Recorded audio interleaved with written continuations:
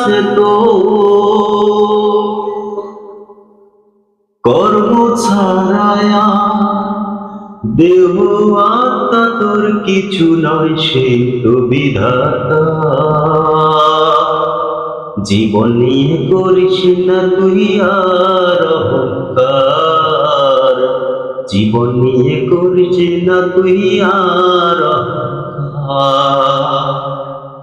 ওরে মানুষ কি আছে তো ওরে মানুষ যদি অমানুষই করে, তবে বন্য স্বভাব দেখে আমি পশু বলি তারে। ওরে মানুষ যদি অমানুষই করে,